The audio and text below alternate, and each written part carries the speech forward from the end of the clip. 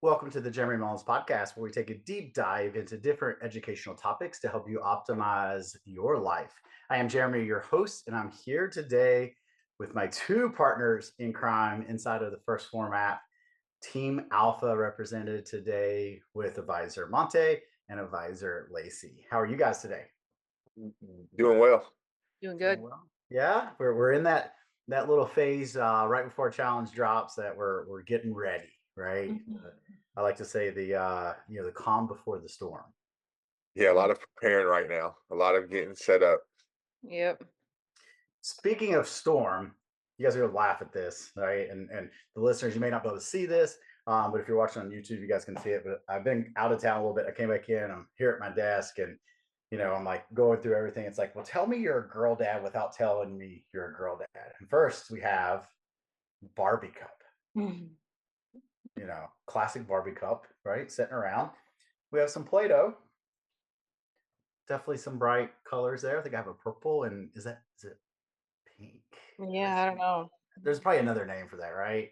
You're a school teacher. It's like I know it's not pink. I'll say it's pink, but it's probably some fancy Like term for that. very vibrant pink orange. Yeah.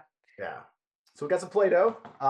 It's actually Jeremy's stress relief I was right gonna here. say these are all Jeremy's items It's his Barbie Hey, cup. don't judge, don't judge. And with then his we got whiskey in the back.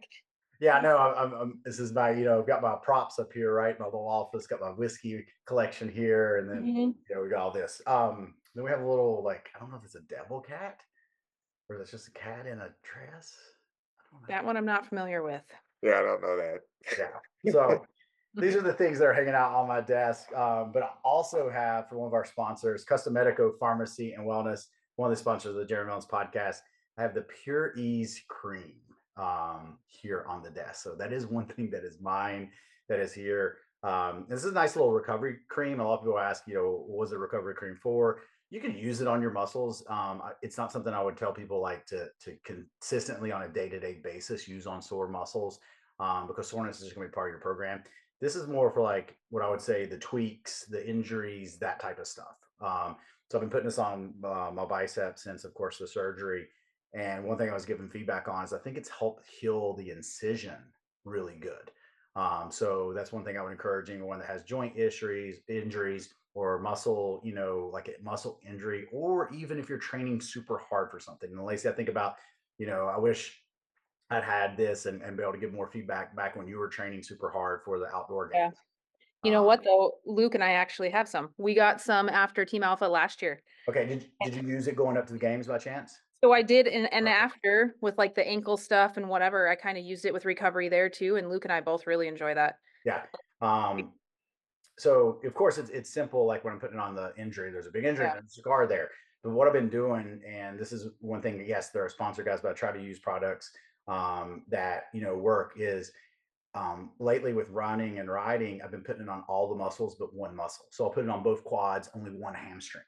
And I can tell the difference when I don't put it on a certain muscle. So if you guys have not tried it yet, we'll make sure we put a link inside of the show notes for today. It is the Pure Ease Recovery Cream. Definitely good to have a bottle around all the time. But once again, guys, it's not something that I would say like use after every single workout. That was a question I had. And we're like, you put it on after every single workout?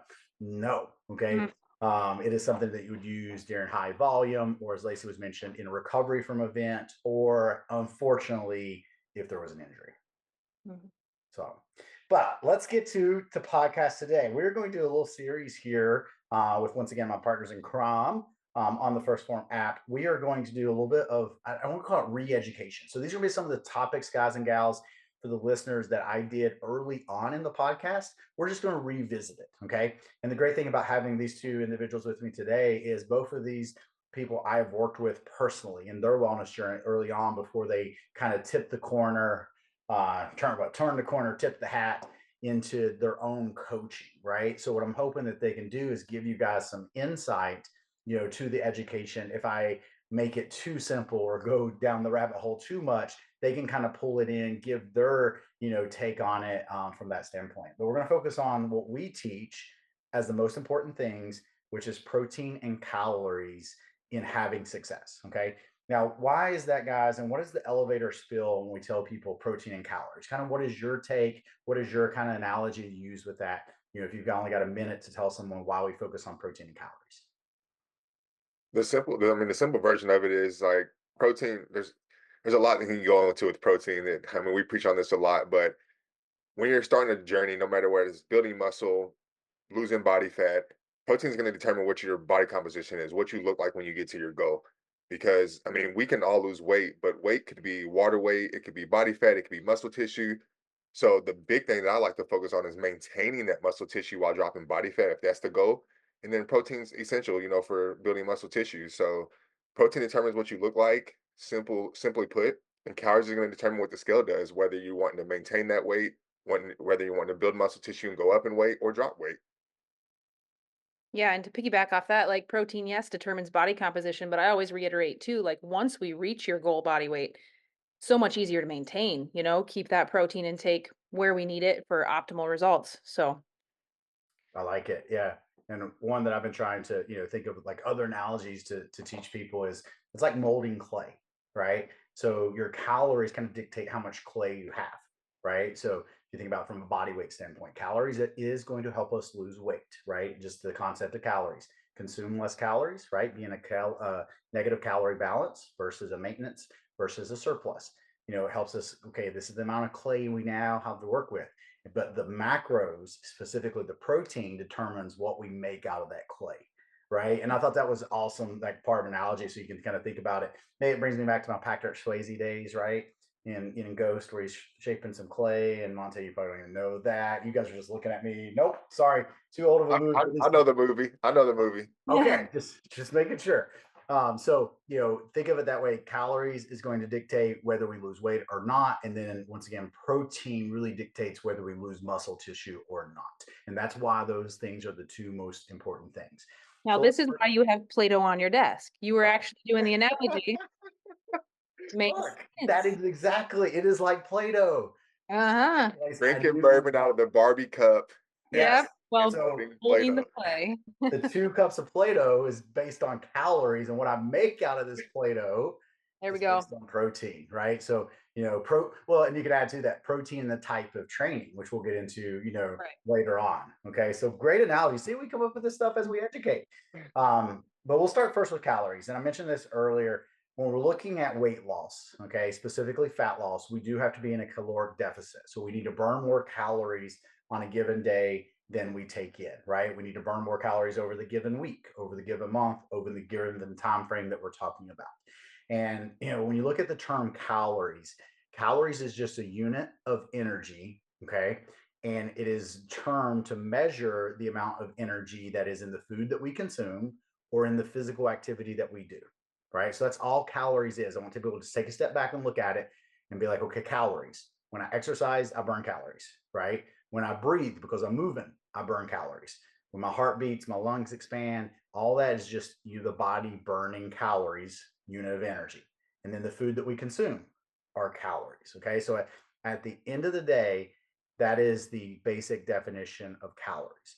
But what we have to understand is just like oil and gasoline, for example, both are quote unquote fossil fuels and they provide energy. How they're used for energy is different inside of a vehicle. And that's the same way when we start looking at the protein, carbs, and fats, is even though they all have calories, how our body uses those calories is going to be different with each macronutrient. Okay. But when we look at calories, well, most of the time, and for a lot of people that we initially start working with, it is fat loss. Okay.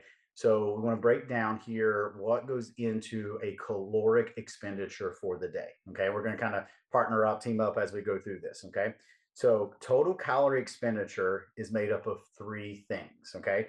Monte, grab one of those and explain it for us. So the first one is going to be the rest of the metabolic rate and just how many calories you're burning just to be alive and just to sit there and breathe. Pretty much your daily things, you're without counting exercise and all that.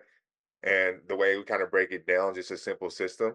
Um, if you're trying to develop numbers on that, would be take your starting weight and multiply it by 10 or add a zero at the end of your weight. And that's about how much you are going to burn just to wake up, do your daily things, like just pretty much sit there and do nothing. So 100%. on any given day, that's what you're burning. And so I don't know if you're going to go into it, but a lot of people, when they first start off, they're like, whoa, this is a lot of calories Yeah.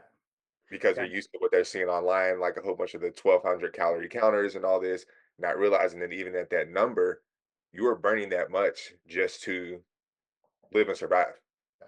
100%. And you'll see this on like body fat tests. If you, the listeners ever done like a Tanita or InBody scan or had a DEXA scan, any of your body fat tests, they give you the readings and the numbers.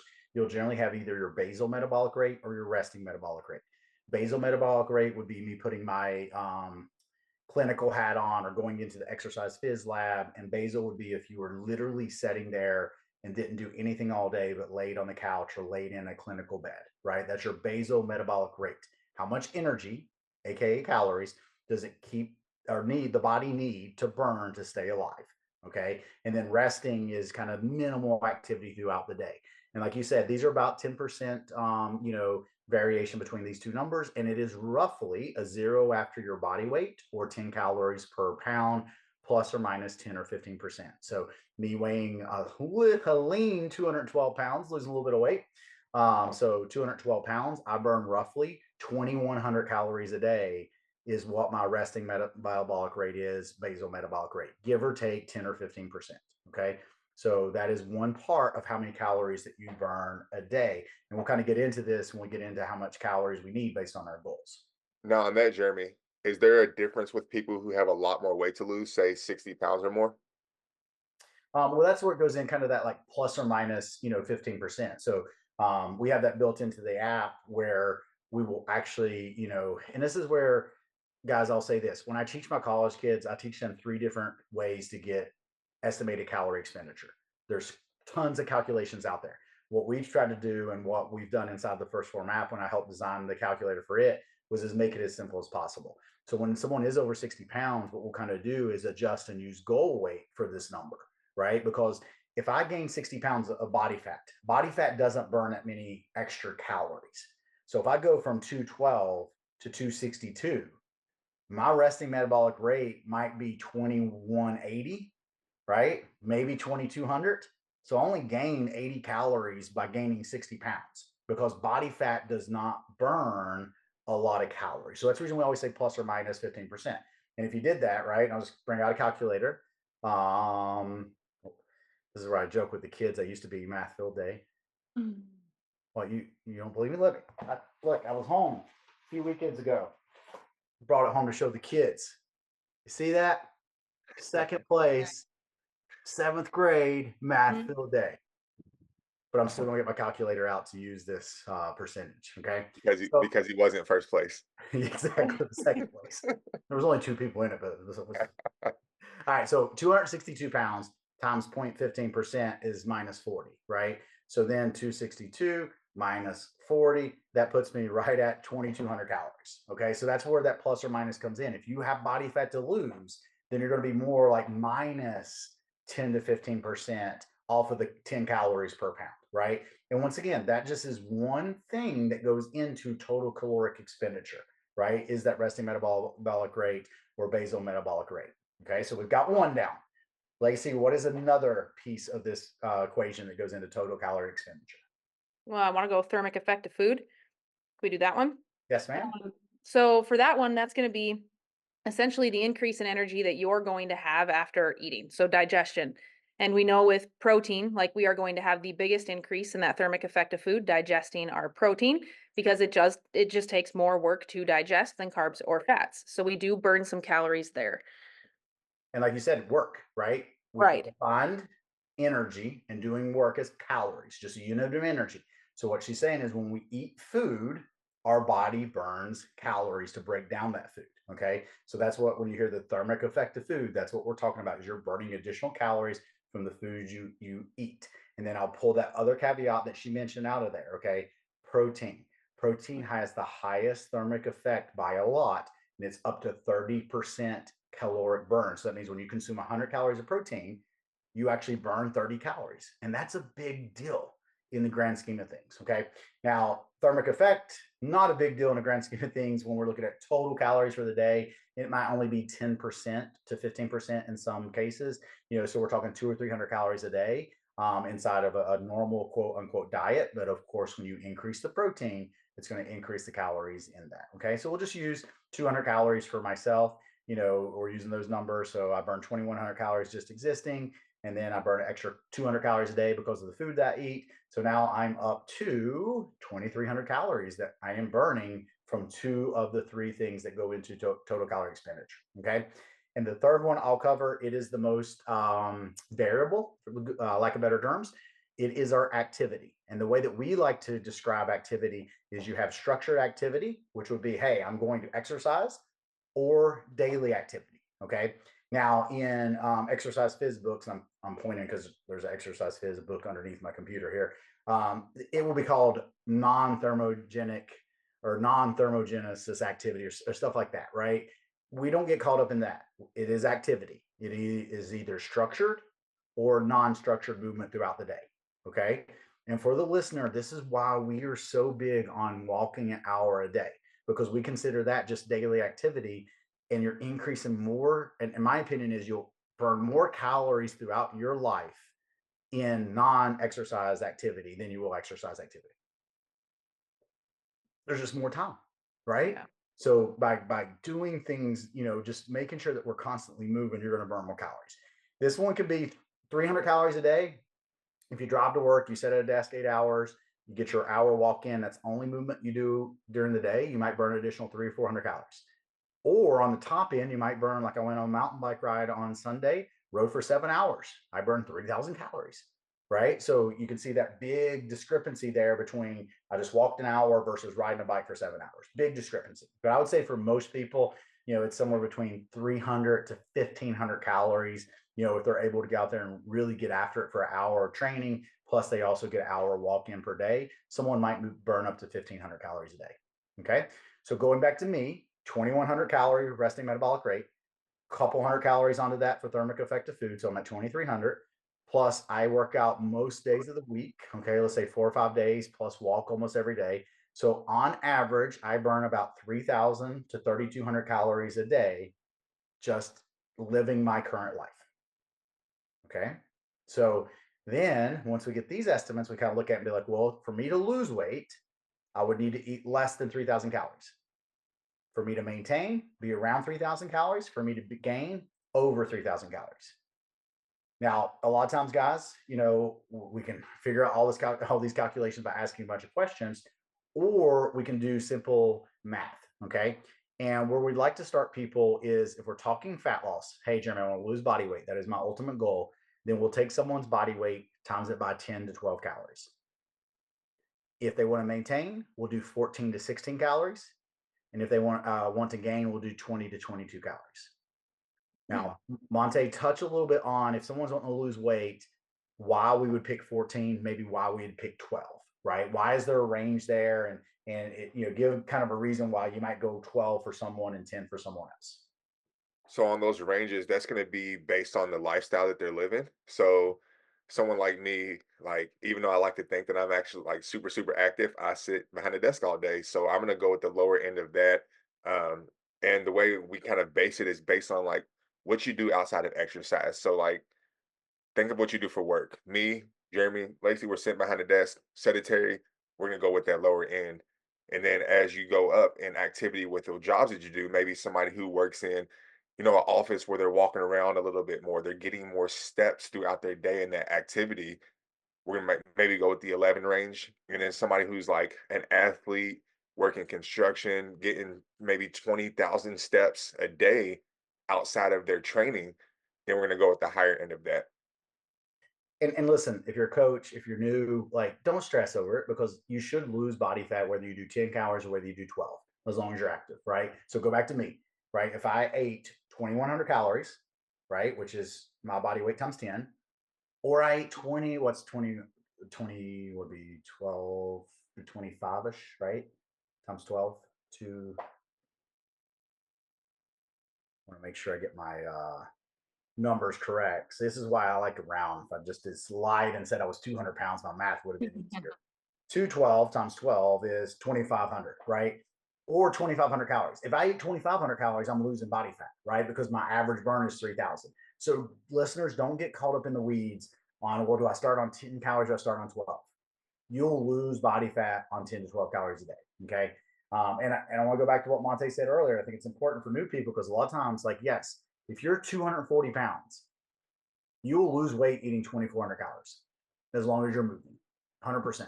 And I think what it is people have been told, oh, you got to do 1,200 calories to lose weight, you got to do 1,200 calories to lose weight. And the problem with you can't stick with that for a very long time. Okay. So making sure that you have the correct caloric goal is one of the best things you can do when you first start out. Yeah.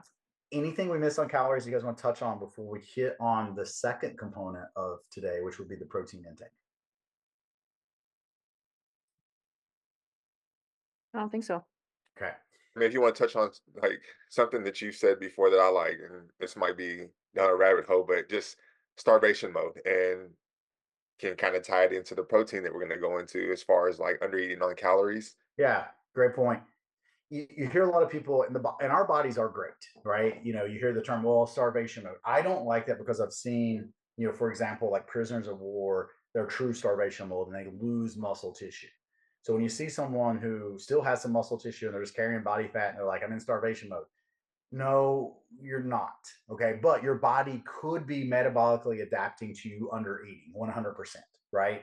So what I have seen in practice is I don't like to keep someone under the resting metabolic rate for a very long time. And then if I do, I make sure their protein intake is higher. Okay. And I think that's something people don't understand because most people that come to us eating 1,200 calories, their 1,200 calories are coming primarily from carbs and fats.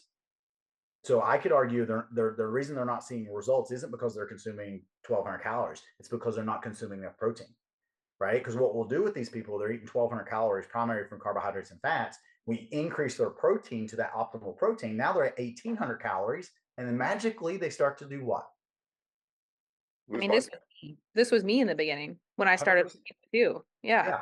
Yeah. I mean, and they feel better, and they feel so much better. Lacey was probably classic. Her weight, man, she's heavier now than I think when she started with me. Yeah. As far as like body weight on the scale, right? But she was under eating, and we didn't change the amount of carbs and fats she was eating. We kept the fuels the same. We just slowly worked her protein up, right? And then you started seeing this body composition change, and the body fat drop, and the muscle gain. So that's where I would tell people is I wouldn't stress about starvation mode, as long as you're consuming enough protein, right? But I still wouldn't want you eating under your resting metabolic rate for a long time. So those are some little left and right boundaries that are there. Okay. Now it's very broad, which remember, nutrition is not a black and white science. There's a lot of gray area in that. Okay. Now, with that being said, that does bring us to the second point of optimizing protein. Okay. If you've not listened to, I can't remember which episode it is, but it's a deep dive on protein that I've done where I walk through the International Sports and Nutrition position paper. I highly encourage you to listen to that. But what we like to do with protein intake is recommend 1 gram of protein per goal body weight as a starting point. 1 gram of protein per goal body weight as a starting point. Okay. And the reason being is if we just said, okay, what is protein used for? And I give that awkward silence for a little bit, let you think about what protein is used for. I would say most of you guys that are listening right now said, well, protein's needed to build muscle tissue, which is 100% correct. You need protein to build muscle tissue, but you also need protein for your hair, your scalp, or your scales, your skin, right? Hair, nails, skin, lining of your intestinal tract, lining of your stomach. You need protein for anything the body produces and grows. You need protein.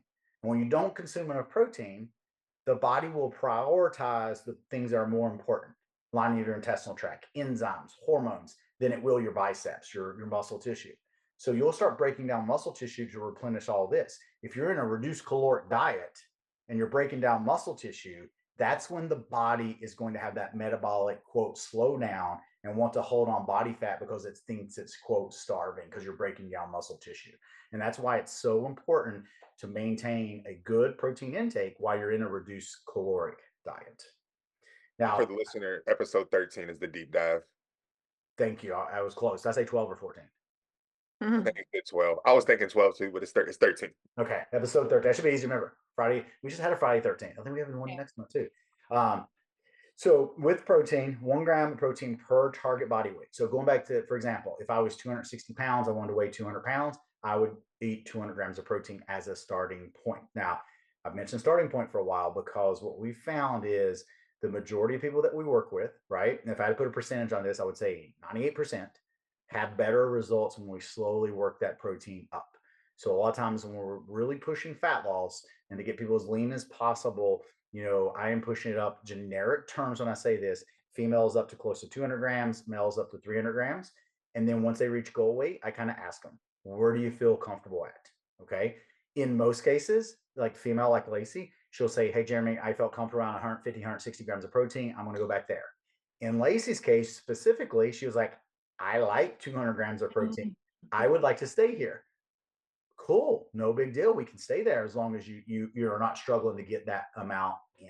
Okay.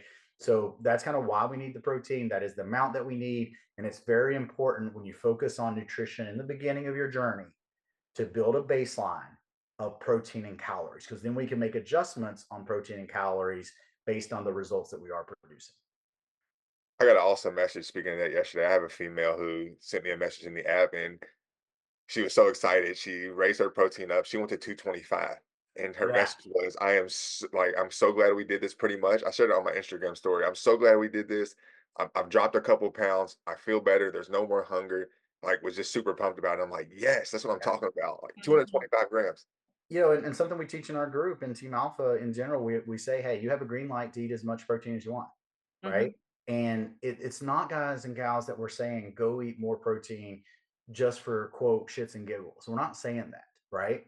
But some people it helps so good with hunger, right? And there's studies that show like, if we if we consume clinical term, if we, consume a lot of protein at breakfast, so let's say 60 grams of protein, that it has just as good effects on our hunger as some of the fat loss medications that are out there, right? As far as slowing digestion and decreasing hunger hormones. So protein at higher levels is something that we'll use. Now, with that being said, some people really struggle to get it in, and that's why we don't set it higher than the 1 gram of protein per target body weight, because we think the 1 gram per protein of body weight, goal body weight, will maintain muscle tissue when in a reduced caloric diet. It'll help us build muscle tissue with resistance training inside of our routine. It will help control our blood glucose levels. It will help optimize our triglycerides, all of that stuff. Okay. But when we talk about producing results for body composition, we do see that higher numbers do help with that. Now, in the beginning, I'll touch on this, guys. When you are tracking, if you are new, please don't think that you have to be perfect. The ultimate goal is to build that baseline, get as close to your protein as you possibly can, and get as close to your calories as you possibly can. Okay.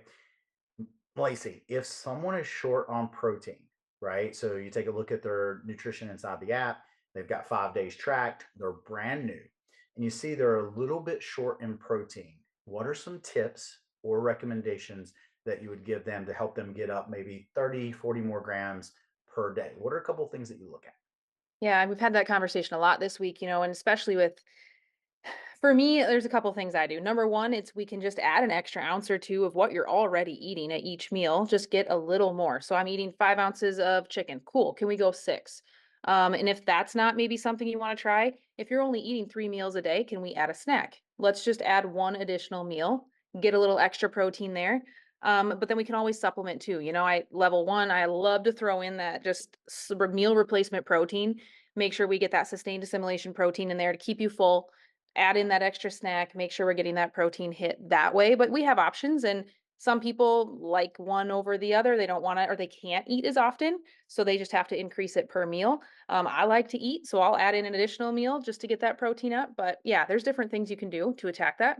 Awesome. And you hit the one that I wanted you to cover. We have a basic rule of thumb: eat a primary protein source with each meal or each snack, right? Yep. So making sure that you're eating a primary protein every time you eat. And you mentioned that also with a way to increase it is, hey, Right. let's add a little bit more, right? So we go in there, we look at these individuals' diets. First thing we're looking for is, okay, are they consuming protein with each meal or each snack? If they're not, then our recommendation is going to be, hey, I see that you had a snack of berries, right? Can we add Greek yogurt to that, or a cottage cheese, or a level one shake, right? There's more options than that, guys. That I'm just giving three real quick. That's one way to look at it, right? Or we go in there and look and see, hey, we're only eating 2 times a day. we could add a third meal. That's another option. Okay.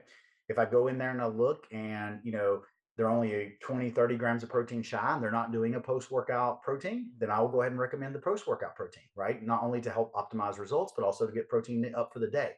Multiple different ways to quote unquote, as you said, skin that cat and make sure that we get in there. So awesome. I like it. And then Montae, what question I want to ask you about protein? Can I touch on that one real quick too? Just Yeah. because you mentioned about the protein in every meal, and it kind of ties into what you said earlier about getting protein in earlier in the day. Just based on a lot of people that I work with that I see, it's usually that early in the day, that breakfast where people are on the go, people are rushing, and then you look at it and they have like Pop Tarts or a bagel or something like that. And a lot of times there's not protein in that meal. So really like going back to the getting protein in early, helping with hunger throughout the day, etc. Like really working on like I use level 1 and Formula 1 both a lot in that setting for the early morning because a lot of times get up, go to the gym, get going. Hey, I need something quick. I'm gonna have some fruit, some kind of carb source, and a protein shake. Mhm. Because a lot of times it's like you see in that meal number one, it's all carbs and fats and barely any protein. So now ask me whatever question you had for me. Mhm. No, I'm trying to now I have to sit back and think of what I was going to ask for you, but I think you know we covered what I wanted to cover. Like that was the big thing I wanted to do with this is for someone that's new to hear this, someone's been around, maybe rehear it, be like, oh, okay, that makes sense, right? Protein calories will always be king. Those will be the two things that we want to be consistent in inside of our program to produce results, right? And then for that new person, when you set and start building your meals out, you know, I've been doing this a lot lately. Make a list of protein foods that you like. Take your meats that you like. Take your fish that you like, the eggs, the yogurts, the cottage cheese, or the dairy that fits the primary protein sources, and just list all of it out, right? List out, do you prefer level 1? Do you prefer Formula 1? Right? Like that's another thing goes in the equation. I like thinner shakes. So I have a tendency to always recommend Formula 1 first, more of a personal preference because I like the thinner shake, right? But some people might like the thicker shake that level 1 makes. So those are all options I think, I want people to walk through when they're starting this journey. So awesome, guys. As always, we ask you a couple of different things with the podcast. One, make sure you do give us a rating. We are, as of today, I think we were ranked 47th in nutrition podcast, which is awesome. So we met our goal this year was to be top 50. I'm sorry, 74, right? Sorry, I'm dyslexic because I'm going backwards. We're at 74. Goal is to be top 50 this year. There we go. So my goal is to be top 50 this year. So we're at 74 right now. We're moving up. We do that by downloads, but also you guys rating the podcast. So please rate the podcast. And then if you're brand new to us, share it with someone, right? We do a lot of basic education. We bring on a lot of people to tell their journeys. We're just kind of walking in through this wellness journey by being truthful, teaching what should be, taught. And then anytime that we do have, I started this podcast out with a sponsorship, we'll always do sponsorships from people who products that we use, right? And then part of our sponsorship also is we do media for them. And I want people to understand I'll always be transparent. So Reno, who is generally my co-host, is not here today. But anybody that we do partnerships with for the podcast, he also does some marketing for social media, video, and all that because that's what he does. So it's all wrapped up into one piece. Okay. So I just like to be transparent. And I think that especially in this world nowadays, transparency is the key to success. So guys, I appreciate you coming on. Always appreciate what you guys do in the team. It's super excited to see Team Alpha grow, to see the results that people are getting in there.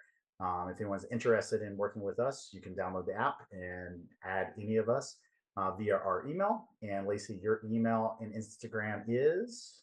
So my email is laceyz@firstform.com and my Instagram is just lacey.zielinski. Awesome. And Montae, you are? M Kaufman with a K at firstform.com. And then my Instagram is fitbam_junior.